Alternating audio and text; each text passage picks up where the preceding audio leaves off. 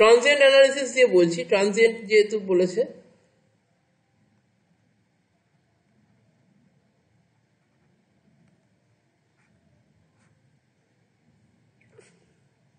Transient analysis কথাটার মানে কি? ট্রানজিয়েন্ট অ্যানালিসিস কথাটার মানে হচ্ছে সার্কিট দুটো স্টেটে থাকে। একটা হচ্ছে দুটো স্টেডি স্টেট, ধরো একটা জিরো স্টেট, ঠিক আছে, একটা অফ স্টেট, জিরো স্টেট, সেখান থেকে সার্কিটটা অন হচ্ছে। তাহলে এই স্টেটটাকে যদি আমি অফ স্টেট বলি, এটাকে যদি আমি অন স্টেট বলি, তাহলে এই অফ স্টেট থেকে অন স্টেট যখন অন হচ্ছে তখন সার্কিটটা যে স্টেটের মধ্যে দিয়ে যাচ্ছে সেটাকে বলা হচ্ছে ট্রানজিয়েন্ট স্টেট। এই অফ স্টেটটা একটা স্টেডি স্টেট,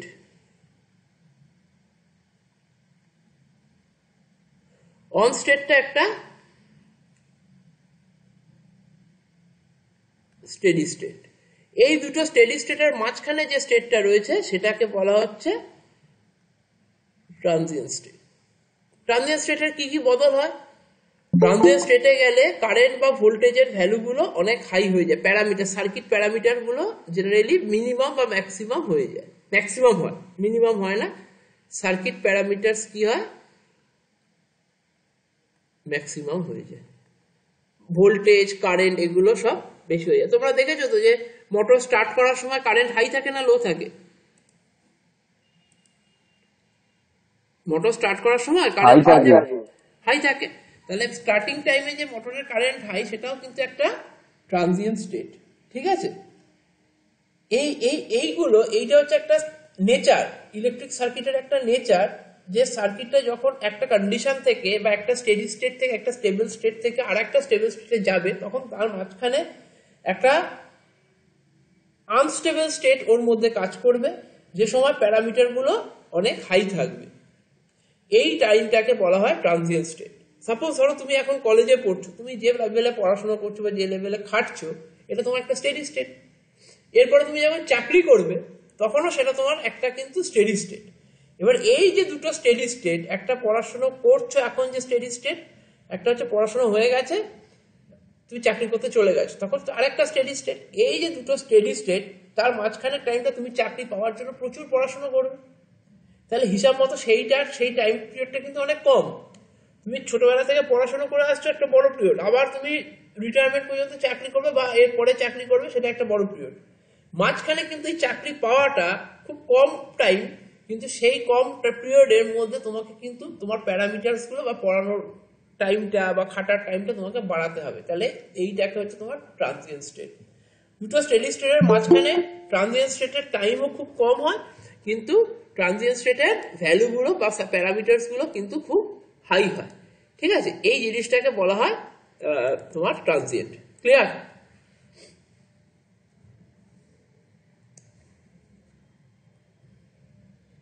তাহলে according to the behavior of circuit, the behavior of circuit reveals that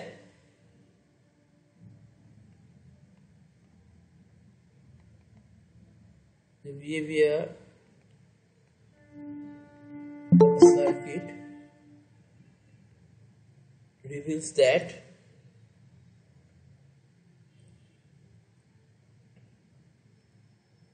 when circuit is switched from one steady state to another steady state,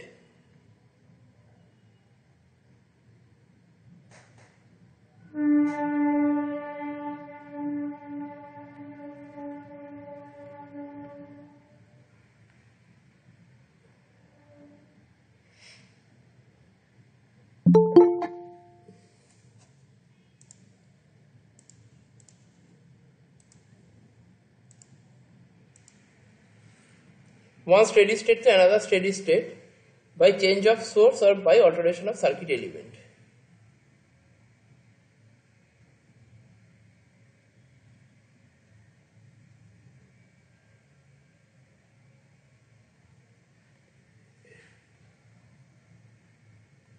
other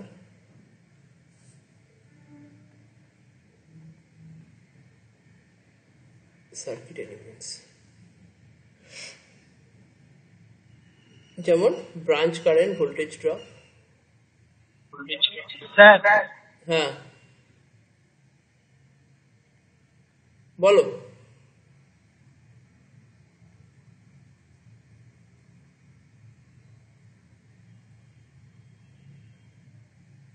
This change take a short spell of time.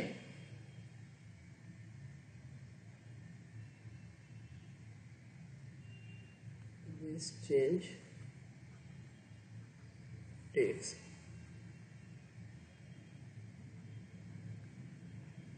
time, which is called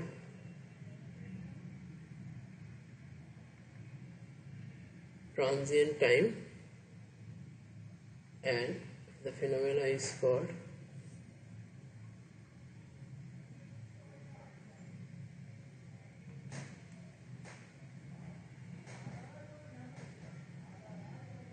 transient. The behavior of circuit reveals that the circuit is switched from one steady state to another steady state by change of source or other circuit element. ঠিক আছে? This change takes short spell of time, which called transient time, and the phenomenon is called transient. And then high value of circuit parameters,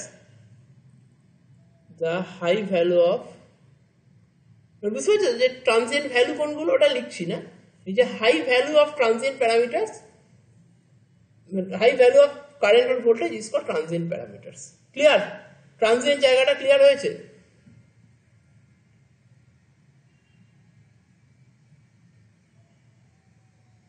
sir transient প্যারামিটারটা কি বললে? এই যে voltage current এগুলোকে transient parameter বলে। ঠিক আছে? ভোল্টেজ বা কারেন্ট এগুলোকে ট্রানজিয়েন্ট প্যারামিটার বলে। ক্লিয়ার? স্যার লাস্ট লাইনটা কি বলেছো? The phenomenon is called transient. এই ঘটনাটাকে ট্রানজিয়েন্ট বলে।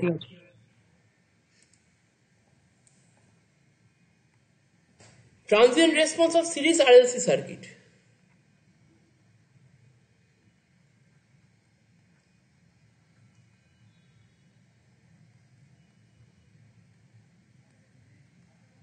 Series RL circuit.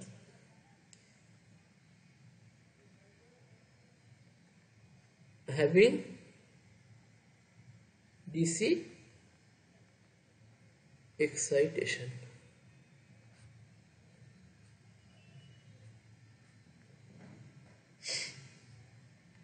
RL circuit মানে কি? রেজিস্ট্যান্স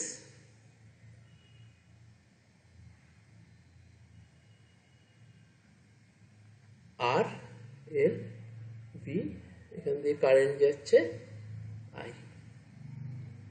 তিনটে জিনিস এই ক্ষেত্রে তিনখানা জিনিস মনে রাখবে।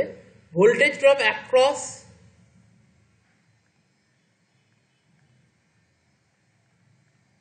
রেজিস্ট্যান্স কি? VR is equal to I into R। এখানে আইটা ছোট হাতে, সরি ক্যাপিটাল করে দিয়েছি, I into R। voltage drop across inductor VL I into XL। ঠিক আছে?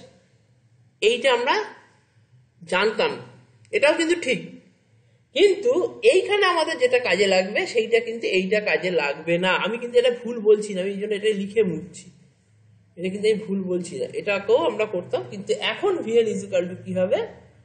L DI DT। আর ভোল্টেজ ড্রপ অ্যাক্রস ক্যাপাসিট্যান্স কত হবে জানো? এটার ডেরিভেটিভ, আর এখানে ক্যাপাসিট্যান্স নেই, পরের বারে আছে across capacitance VC is equal to 1 by C integration I dt। এই তিনখানা কিন্তু জিনিস মাথায় রাখবে, ট্রানজিয়েন্টের সময় কিন্তু এই ফর্মুলাগুলো অ্যাপ্লাই করতে হবে। তাহলে applying KVL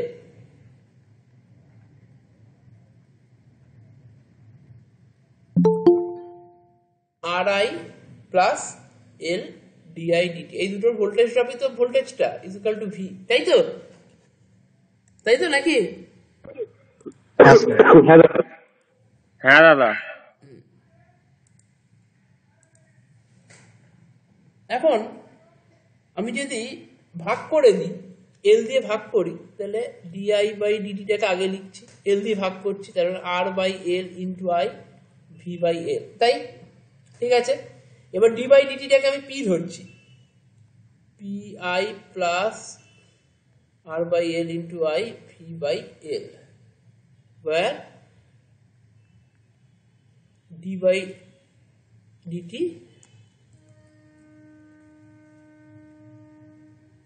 equals to p. Clear? তার মানে কি হচ্ছে, p প্লাস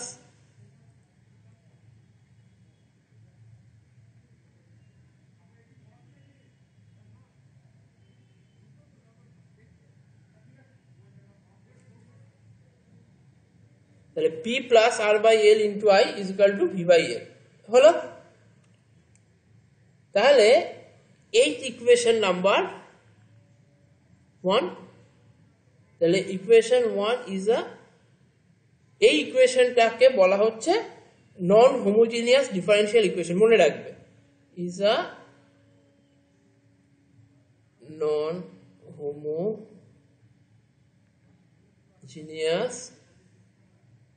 ডিফারেন্সিয়াল ইকুয়েশন হলো। এর দুখানা সলিউশন থাকে। নন হোমোজেনিয়াস ডিফারেন্ট ইকুয়েশন, এটা ম্যাথামেটিক্যাল টার্ম, হিসাব মতো এর দুখানা সলিউশন থাকে। তার মানে আই এর দুখানা সলিউশন, একটাকে আইসি বলবো, একটাকে আইপি বলবো। আইপি হচ্ছে পার্টিকুলার সলিউশন অফ আই, আর complementary function of I. IC হচ্ছে কমপ্লিমেন্টারি ফাংশন অফ আই, এটা হচ্ছে আইসি। আর আইপি হচ্ছে পার্টিকুলার সলিউশন অফ আই।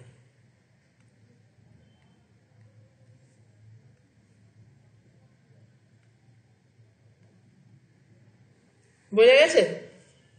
এত অব্দি ক্লিয়ার? হ্যাঁ দাদা। দাদা আই বললে একবার বলো। আই সিটা complementary function of I.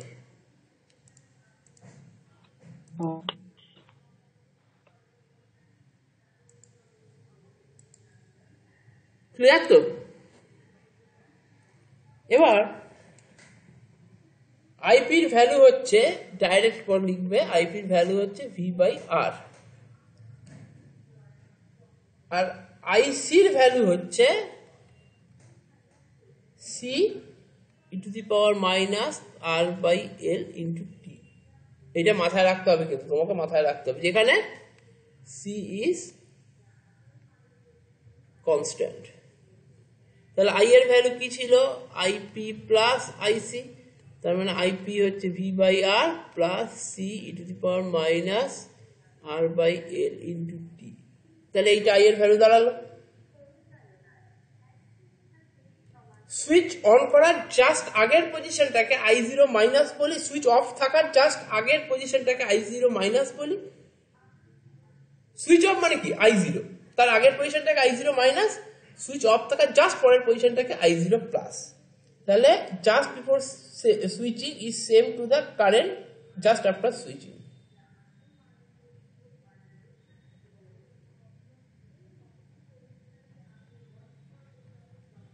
Just before switching is same to the current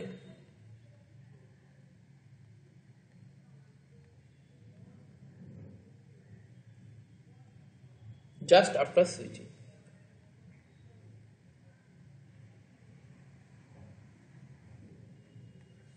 তার মানে I zero minus equals to I zero plus. কেন লিখলাম তার কারণ আছে, অবশ্যই কারণ আছে। এবার এইটার ভ্যালু কত হয়? জিরোই হয়। এবার I zero plus is equal two zero হয়। তার মানে ইনিশিয়াল কন্ডিশন যখন টাইম টি জিরো, তার মানে at initial condition at t equals to 0 i0 হচ্ছে এটা। কারণ ইনিশিয়াল কন্ডিশনে t0 i0 এর ভ্যালু 0, তাই তো? ইনিশিয়াল কন্ডিশন মানে টাইম 0 যখন, তখন কারেন্টের ভ্যালুটাও 0। তাহলে এখানে বসাও, তাহলে এটা হচ্ছে ইকুয়েশন নাম্বার 2, এটা equation number 3, equation number 4। Put the value in equation number 4। আমি এই যে ভ্যালুটা আর এই ভ্যালু t0 i0 হচ্ছে 0, এইটা আমি ইকুয়েশন নাম্বার 4 এ পুট করব। তাহলে put the value at equation number 4 কি হবে? 0 is equal to c into e to the power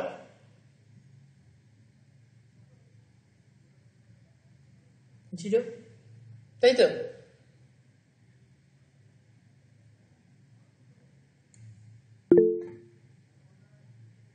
plus V by R, V by আরটা ছিল, ভি বাই আরটা ভি বাই, এখানে আই এর জায়গায় আমি কি বসিয়েছি? জিরো বসিয়েছি, টি এর জায়গায় জিরো বসিয়েছি। যদি এটা হয় তাহলে সি এর ভ্যালু কি আসছে?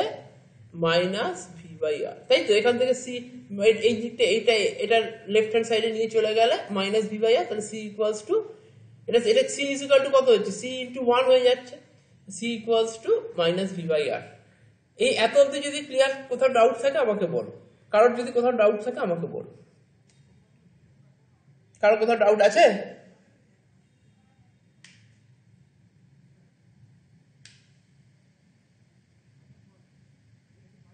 আশা করছি কারোর কোথাও ডাউট নেই, তাই তো?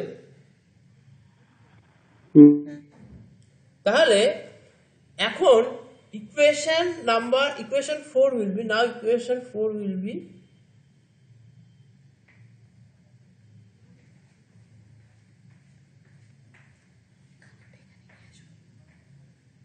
equation 4 will be I is equal to minus v by r, c এর জায়গায় minus v by r e to the power minus r by l into d। আমি এখানে কায়দা করে কি করলাম? c এর ভ্যালুটা বার করে দিলাম। তার মানে v by r 1 minus e to the power minus r by l into d, এটা হলো, তাই তো? বোঝা গেছে? হ্যাঁ দাদা বোঝা গেছে। এইটা অবধি তোমাকে দেখাতে হবে। এবার একটা জিনিস তোমাকে শিখিয়ে রাখি, ই টু দি পাওয়ার সামথিং যদি হয় তাহলে তার কার্ভটা সবসময় বাড়ে, E to the power minus something হলে তার কার্ভটা সবসময় কমে, আর 1 minus E to the power something হলে তার কার্ভটা কি হবে? E to the power something E to the power X, curve বাড়ছে, আর 1 minus E to the power X হলে কি হবে? কার্ভ কমবে। E to the power minus X মানে কার্ভ কমছে, 1 minus E to the power minus X মানে কি হবে? কার্ভ কি হবে? বাড়বে না কমবে? E to the power X curve বাড়ছে, 1 minus E to the power X curve কমছে, E to the power minus X curve কমছে, E to the power minus 1 minus E to the power minus X কি হবে? বাড়বে। বাড়বে। তাহলে এইখানেও আমার এইগুলো কিন্তু দেখানোর জন্য, এগুলো rough, this are the rough part. তাহলে এইখানেও আমার তাহলে ক্যারেক্টারিস্টিক্সটা কি হবে? Charging current profile of RL circuit কেমন হবে? এরকম।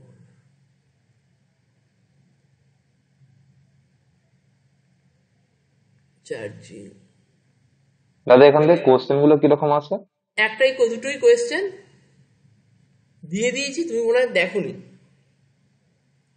দেখবে পেয়ে যাবে।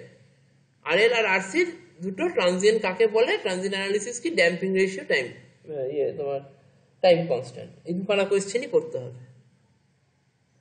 তুমি দেখো না কেন তোমরা?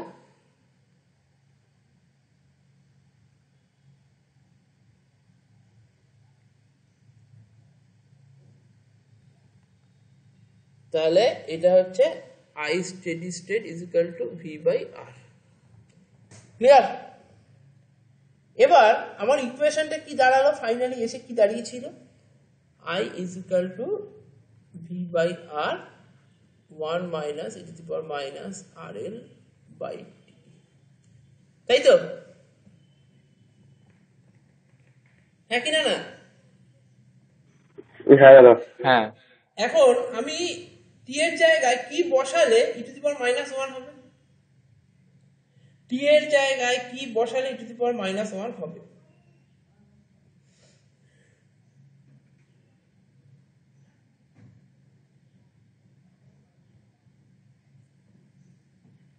বলো তো, এইটুকু বুদ্ধি তো আছে যে টি এর জায়গায় কি বসালে e to the power minus 1 হবে, কাটাকুটি হয়ে যাবে।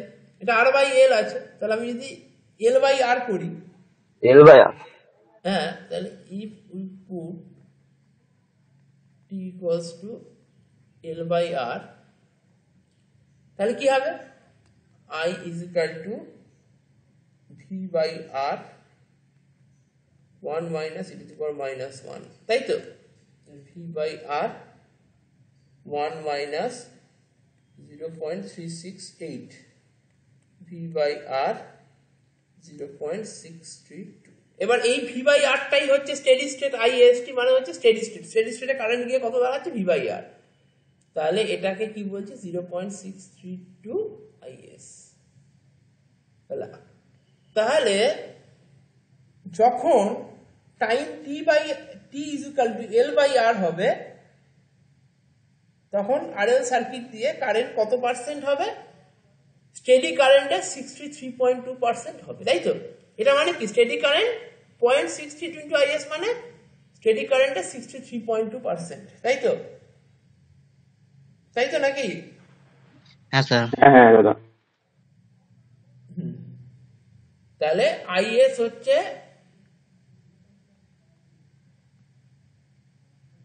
Steady state current,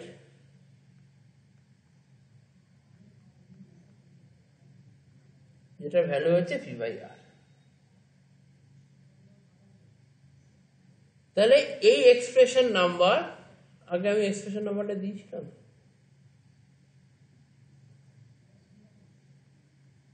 5,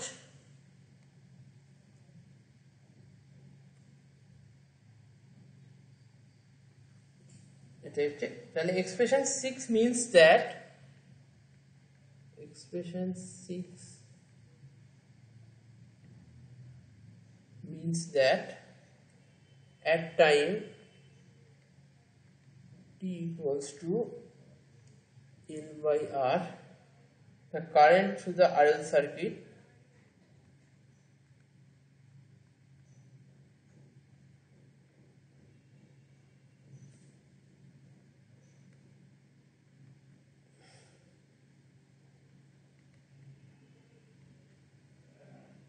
rises to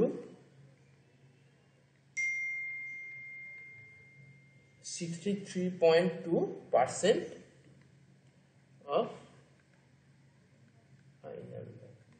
T is equal to L by R put করলে যে কারেন্টটা আসবে সেই কারেন্টটা হচ্ছে ফাইনাল ভ্যালু 63.2%, তাই তো? This time is known as time constant. এই টাইমটাকে, যেখানে এই যে টাইমটা হলো, this time is known as time constant, আর inverse of TC is called damping ratio, মানে টি এর ভ্যালু এল বাই আর, আর আর বাই এল করলে যেটা আসবে, তাহলে ইনভার্স অফ টাইম কনস্ট্যান্ট, তার যে উল্টোটা সেটাকে বলা হয় damping ratio. Inverse of constant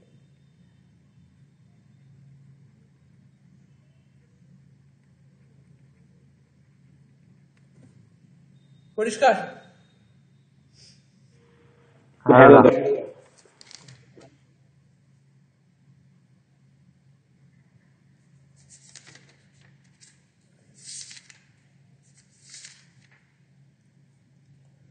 এর উপর বেস করে অঙ্ক আসতে পারে, তবে আমি বলবো যে এই মুহূর্তে যেহেতু সার্কিট থেকে প্রচুর অঙ্ক রয়েছে, এই অঙ্কতে না দিয়ে এই দুখানা আরএল আর আরসিটা পড়ো, দেখবে অনেকটা জায়গা ক্লিয়ার হয়ে যাবে। আমি আরসিটাও করিয়ে দেবো, এখনই করাবো।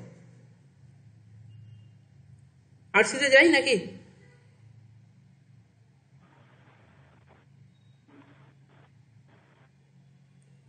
আরএলটা তো ক্লিয়ার, আরসিতে যাবো? হ্যাঁ দাদা। হ্যাঁ দাদা।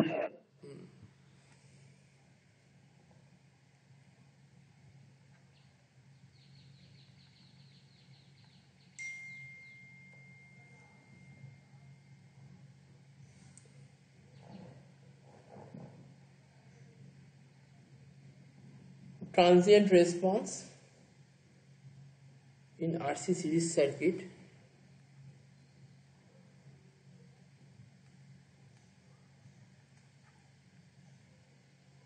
having DC excitation.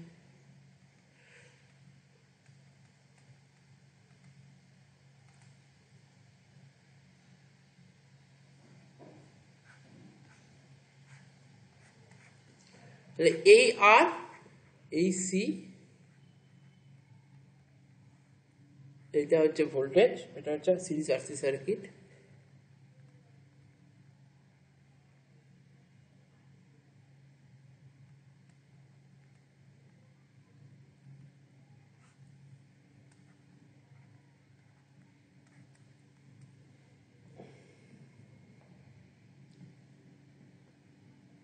তাহলে letter DC voltage V applied to, এখানে একটা সুইচ থাকে, এখানে একটা সুইচ দিতে ভুলে গেছি, এই আগেরটাতে একটা সুইচ দিয়ে দেবে।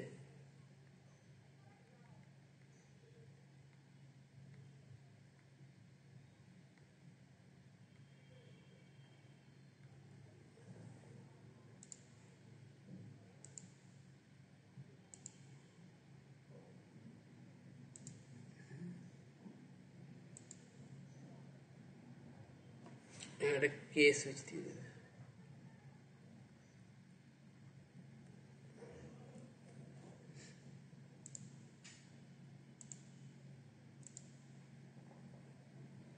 ঠিক আছে,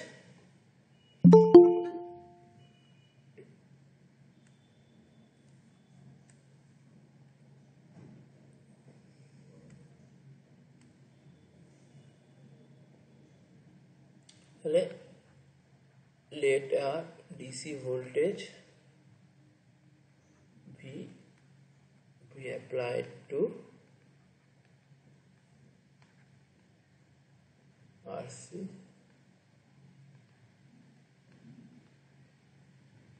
series circuit. তাহলে অ্যাপ্লাইং কেভিএল কি হবে?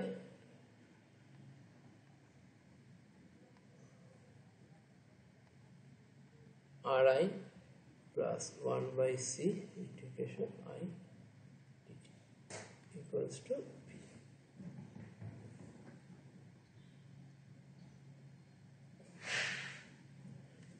RI টা হচ্ছে রেজিস্ট্যান্সের অ্যাক্রসে voltage drop, 1 by C I dt টা হচ্ছে, এটা ফর্মুলাটা আগেই বলে দিয়েছি, 1 by C integration I dt টা হচ্ছে ক্যাপাসিটরের অ্যাক্রসে ভোল্টেজ ড্রপ, এটাই হচ্ছে টোটাল ভোল্টেজ ড্রপ, তাই তো? তাহলে ডিফারেন্সিয়াল ইকুয়েশন, এর যে ডিফারেন্সিয়েট করি, differentiation of equation results, differentiation of equation results আর DI by DT plus, differentiation করলে এটা শুধু আই বাই সি হবে, এটা 0 হয়ে যাবে।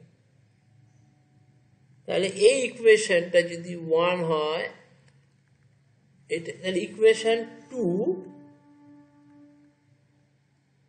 is a homogeneous differential equation, is a homogeneous differential equation.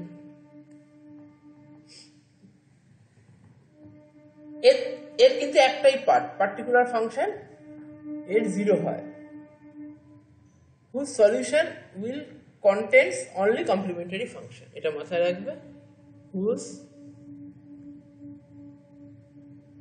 solution only contains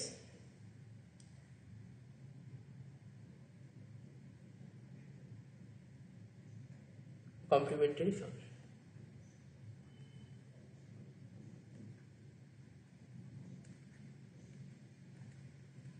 Okay, then I is equal to IC, এর value কি হবে k into e to the power minus t by rc। শুধু complimentary function আছে, particular function 0 because ip equals to 0, k টা constant,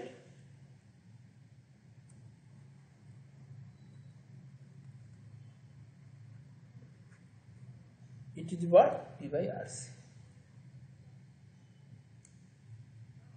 k এর value হচ্ছে v by r। তাহলে i is equal to কি হবে v by r e to the power minus t by rc। Clear?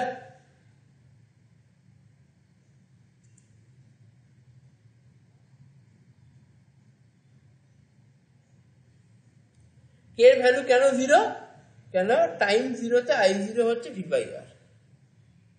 যে ইকুয়েশনে t0 করি তাই i এর ভ্যালু কি হবে, শুধু v by r হবে, তো k এর ভ্যালু v by r লিখে দেবে, ডাইরেক্ট বসিয়ে দিতে পারো, অসুবিধা নেই। তাহলে i is equal to v by r e to the power minus t by rc। যতটা বললাম ততটা ক্লিয়ার হয়েছে?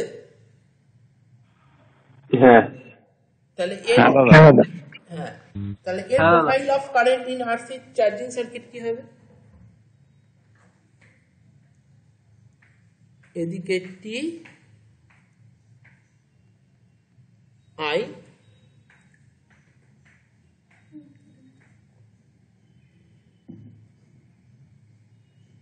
তাহলে profile of current in RC charging circuit, profile of current in RC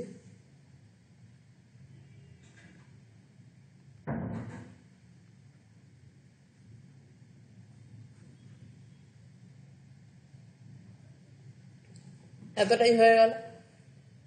এবার এখানেও তুমি টাইম কনস্ট্যান্ট করতে গেলে তোমাকে কারেন্টটা কি এসছে, এটা কেন বলতো এরকম, এই কার্ভটা কেন এরকম ডিক্রিজিং হলো? কারণ i is equal to আমার ভ্যালুটা কি এলো, ফাইনালি ভ্যালুটা কি এলো v by r e to the power minus t by rc। e to the power minus এসছে, e to the power minus মানে কার্ভ হবে নিচের দিকে, 1 minus e to the power এসছিল আগের বারে, সেই জন্য কার্ভটা উপরের দিকে ছিল।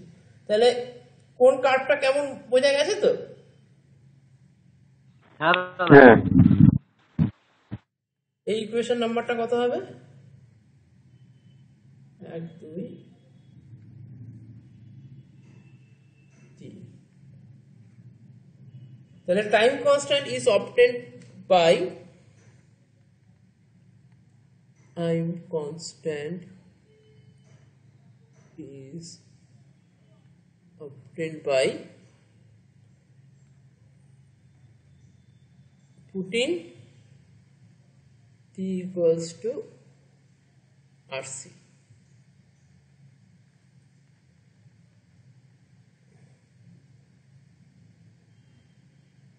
t এর জায়গায় rc পুট করে আমি টাইম কনস্ট্যান্ট বার করছি।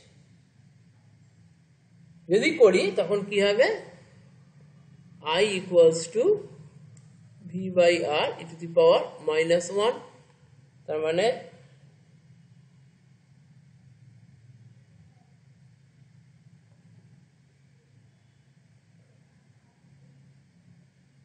এইখানে এই ইকুয়েশনে পুটিং আরসি একটুখানি চেঞ্জ হয়েছে, ইকুয়েশন বাই পুটিং আরসি একটুখানি চেঞ্জ করছি। ইন দ্য ইকুয়েশন কোথায় কোন ইকুয়েশনে পুট করব, মেন ইকুয়েশনে পুট করব না। ভিসি ইজ ইকুয়াল টু ভোল্টেজে হবে, এটা ভোল্টেজে হবে, VC is equal to V into 1 minus E to the power minus T by RC. এই ইকুয়েশনে পুট করব, পুট করলে কত হবে v1 minus it is for minus 1 v1 minus 0.368 0.632 v তাহলে vc is equal to vc টা কি actually vc হচ্ছে voltage drop across capacitance voltage drop across capacitance দেখ ভালো করে দেখ দুটোর অ্যাক্রসে তো ভোল্টেজ ড্রপ হচ্ছে রেজিস্ট্যান্সের অ্যাক্রসে ভোল্টেজ ড্রপ হচ্ছে আবার ক্যাপাসিট্যান্সের অ্যাক্রসে ভোল্টেজ ড্রপ হচ্ছে যখন দুটোর অ্যাক্রসে ভোল্টেজ ড্রপ হচ্ছে তুমি তার মধ্যে আমি যদি শুধু ক্যাপাসিট্যান্সের অ্যাক্রসে ভোল্টেজ ড্রপ ক্যালকুলেট করি তার ভ্যালু হচ্ছে এইটা সেই ইকুয়েশনে আমি টি এর জায়গায় আরসি পুট করে e to the power minus 1 করব আগের মতো vc is equal to 0.632 v তাহলে the time by which the capacitor attains the steady state value তাহলে the time by which the capacitor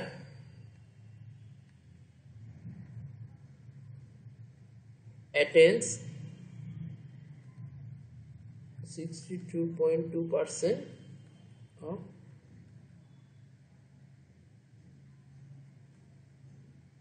steady state voltage. Clear? হ্যাঁ যা বলছি ওই ইকুয়েশনটা কোথা থেকে